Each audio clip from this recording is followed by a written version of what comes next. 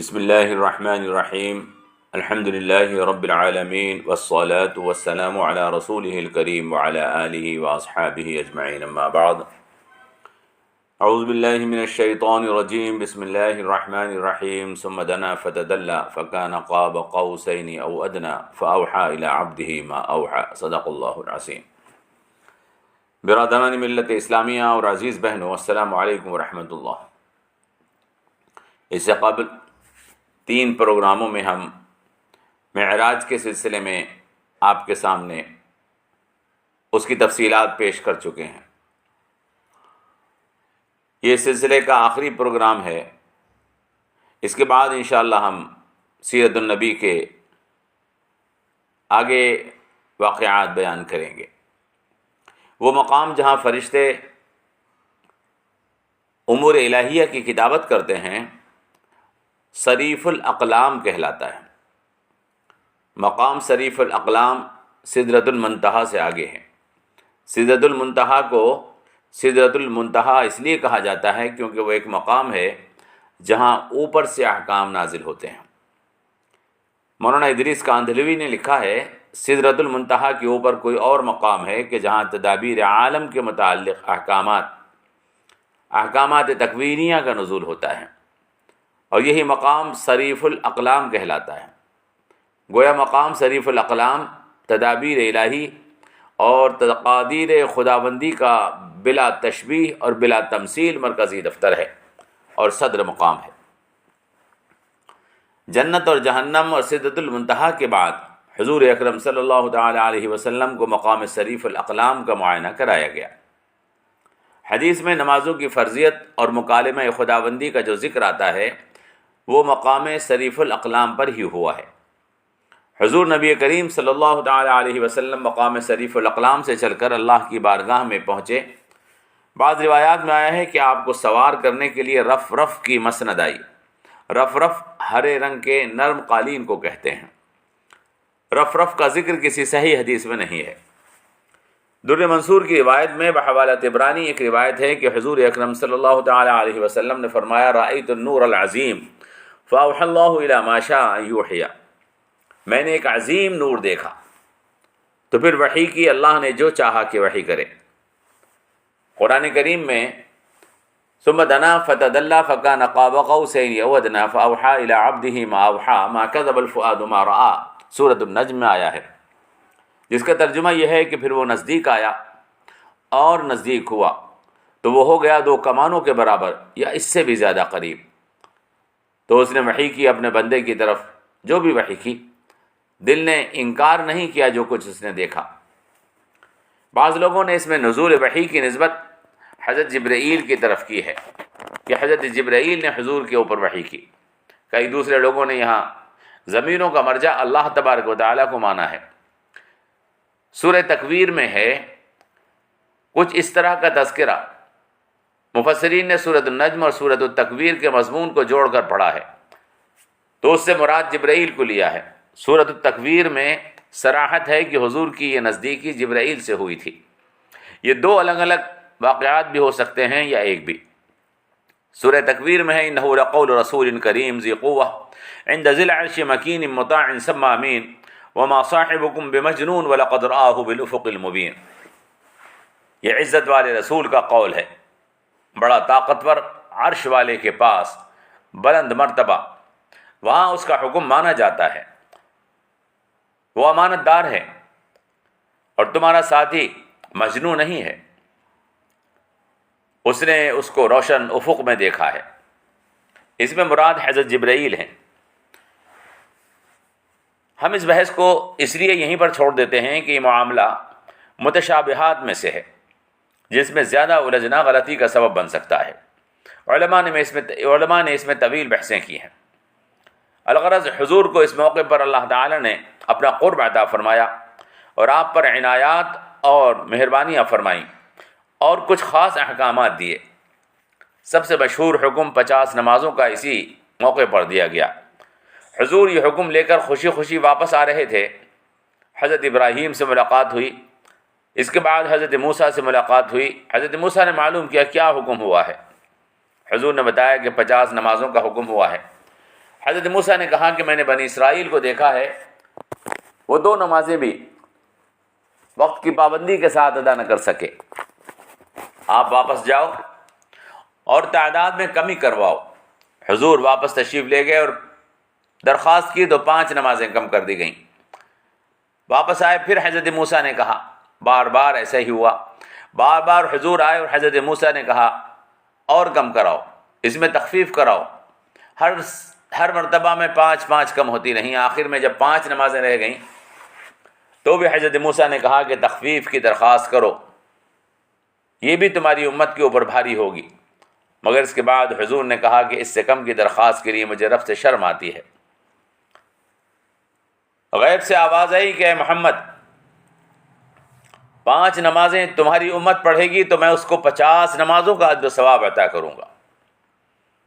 اس کے بعد حضور آسمانوں سے واپس تشریف لے آئے۔ حضور پہلے بیت المقدس پر اترے، وہاں سے براق پر سوار ہو کر مسجد حرام واپس تشریف لے آئے۔ صبح کو حضور اکرم صلی اللہ تعالی علیہ وسلم نے یہ واقعہ قریش سے بیان کیا، سن کر سب حیران رہ گئے، کسی نے تعجب کیا، کسی نے مذاق اڑایا اور کوئی حضور کو جھٹلانے لگا۔ ایک روایت میں یہ بھی آیا ہے کہ انہوں نے یوں کہا کہ ایک رات میں یہ سفر کیسے ہو سکتا ہے؟ کچھ لوگ آئے، اوہو اچھا تم بیت المقدس ہو کر آئے ہو، ذرا بتاؤ اس کی مناریں کتنی ہیں، اس کے تھم کتنے ہیں، اس کے دروازے کتنے ہیں؟ حضور اکرم صلی اللہ تعالی علیہ وسلم کو یہ سوالات شاق گزرے۔ اللہ سے دعا کی، ہے اللہ یہ مجھے جھوٹا سمجھ رہے ہیں۔ اللہ نے بیت المقدس کو سامنے کر دیا۔ اب وہ سوالات کرتے تھے اور حضور اکرم صلی اللہ تعالی علیہ وسلم بیت المقدس کو دیکھ کر جواب دیتے تھے، حتیٰ کہ جب وہ سب کچھ پوچھ چکے تو حضور نے فرمایا کہ کچھ باتیں اور سنو۔ ایک تجارتی قافلہ مجھے راستے میں ملا تھا، وہ فلاں جگہ تک پہنچ چکا ہے، وہ مکہ آ رہا ہے، اس کا ایک اونٹ گم ہو گیا تھا جو بعد میں مل گیا تھا، 3 دن تک وہ مکے میں پہنچ جائے گا انشاءاللہ، تم اس سے معلوم کر لینا۔ چنانچہ وہ قافلہ آیا، اس سے پوچھا گیا، یہ بات درست ثابت ہوئی۔ ولید ابن مغیرہ بولا، محمد تو بہت بڑا جادوگر ہے، ہر بات پہلے پتہ کر لیتا ہے۔ مشرکین بولے، ولید تم نے صحیح پہچانا ہے۔ یہ تفصیلات زرقانی جلد 6 میں ہیں۔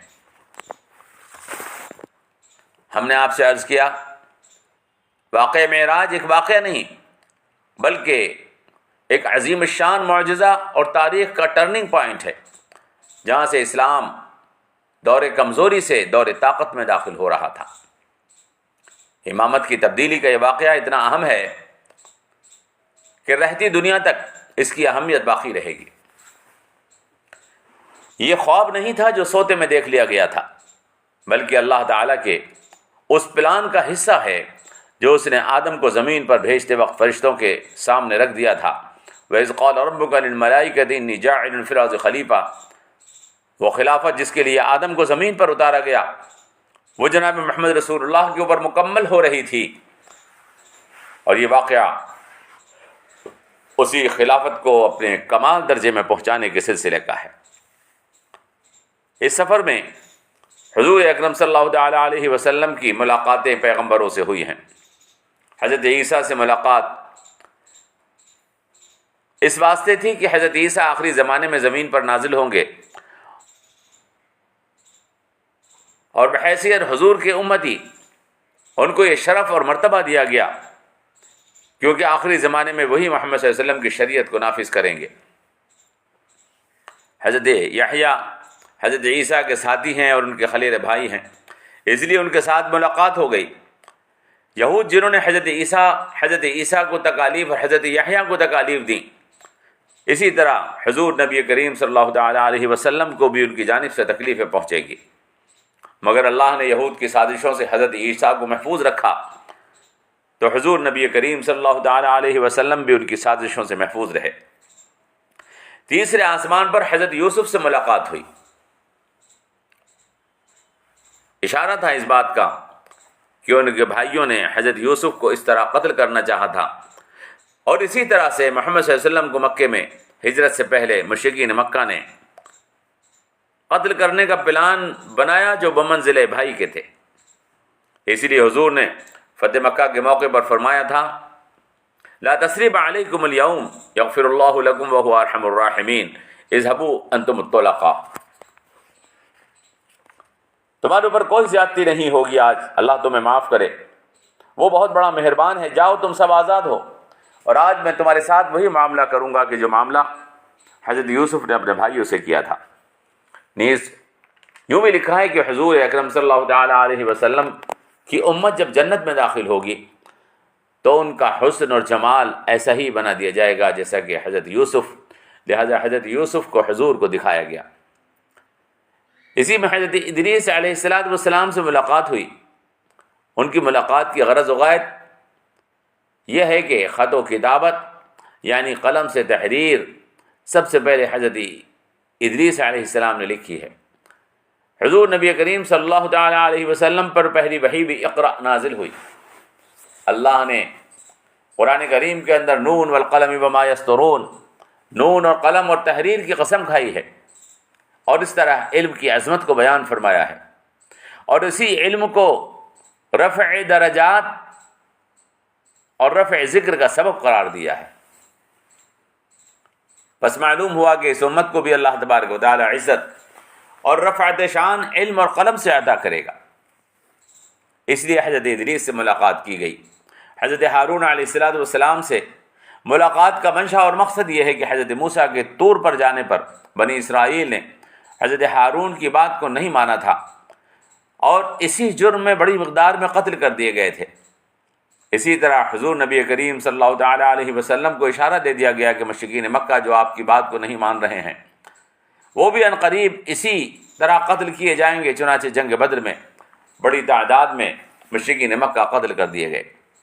حضرت موسیٰ علیہ السلام کی ملاقات کی وجہ ایک تو یہ ہے کہ حضرت موسیٰ ایک مکمل شریعت اور جہاد اور قتال کے حکم کے ساتھ آئے تھے، اور حضرت موسیٰ نے بنی اسرائیل کو ملک شام بیت المقدس جہاد کرنے کے لیے بلایا تھا، مگر بنی اسرائیل نے جانے سے انکار کر دیا تھا۔ تو حضور نبی کریم صلی اللہ تعالی علیہ وسلم بھی تبوک کے موقع پر ملک شام کو فتح کرنے کے لیے آگے بڑھے تھے۔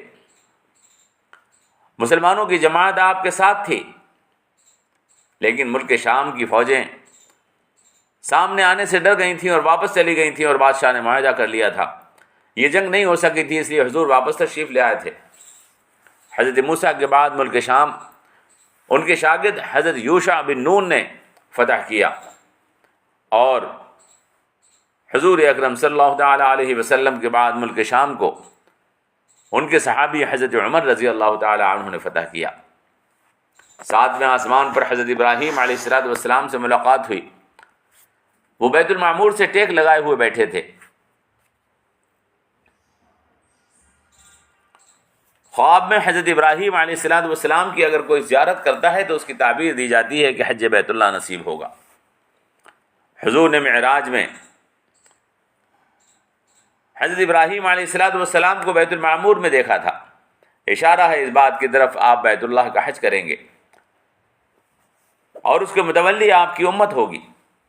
یہ تمام باتیں جو ہم نے آپ کے سامنے عرض کی وہ فتح الباری جلد 7، روض الانف جلد 1، زرقانی شرح مواہب جلد 6، سیرت مصطفیٰ علامہ ادریس کاندھلوی، نبی رحمت مولانا ابو الحسن علی ندوی رحمۃ اللہ تعالی علیہ وغیرہ کی کتب سے حاصل کی ہیں۔ اہل علم حضرات اصل سے رجوع کر سکتے ہیں اور واقعات کے درجے اور مرتبے کو خود جان سکتے ہیں اور اس کی تحقیق کر سکتے ہیں۔ رؤیت باری تعالیٰ کا مسئلہ اور اجسام الانبیاء کو زمین کھاتی ہے کا مسئلہ بھی متشابہات میں سے ہے، اور ضرورت نہیں کہ ان مسائل کے بال کی کھال نکالی جائے۔ جو شخص اللہ قادر مطلق پر ایمان لے آیا ہے اس کے لیے ان باتوں کا ماننا مشکل نہیں، اور جو شخص اسباب اور حادثات کے دائرے میں رہ کر حالات کو سمجھنے کی کوشش کرتا ہے اور وہ اسباب اور حادثات کا اللہ کو بھی پابند سمجھتا ہے، اور یہ سمجھتا ہے کہ رسول بھی کسی کام کو اسباب اور حادثات کے دائرے میں ہی ظاہر کر سکتے ہیں، اس کو ان واقعات کا یقین دلانا ممکن نہیں ہے۔ ہم بہرحال کسی ایک بات کے ماننے پر کسی سے اصرار نہیں کرتے، الا یہ کہ وہ بات قرآن اور حدیث سے ثابت کر دی گئی ہو تو اس کا ماننا بے شک ضروری ہے۔ لہذا ہم نے مختلف قسم کی تفصیلات ان چاروں پروگراموں میں جو آپ کے سامنے پیش کی ہیں، جو بہتر سمجھا اس کو آپ کی خدمت میں پیش کیا ہے۔ جو لوگ ہماری بات سے متفق ہوں وہ بے شک قبول کریں گے، اور جو متفق نہ ہوں وہ اصل کتابوں سے رجوع کر کے علماء حق کے مسلک کو اور نظریے کو معلوم کر کے اس کے مطابق کام کر سکتے ہیں۔ اللہ تبارک و تعالی ہمیں جناب رسول اکرم صلی اللہ تعالی علیہ وسلم کی پاک ذات سے میسیج اور پیغام لینے کی توفیق عطا فرمائے، اور واقعات اور حادثات کو یہ سوچ کر قبول کرنے کی توفیق عطا فرمائے کہ اللہ تبارک و تعالی جو خالق حقیقی ہے، جو قادر مطلق ہے، وہ جناب رسول اکرم صلی اللہ تعالی علیہ وسلم کے ساتھ اس قسم کے واقعات اس لیے ظاہر فرماتا ہے تاکہ آپ صلی اللہ تعالی علیہ وسلم کی نبوت کو دنیا کے سامنے ثابت کر دیا جائے۔ واللہ تعالی عالم بالصواب، والسلام علیکم ورحمۃ اللہ وبرکاتہ۔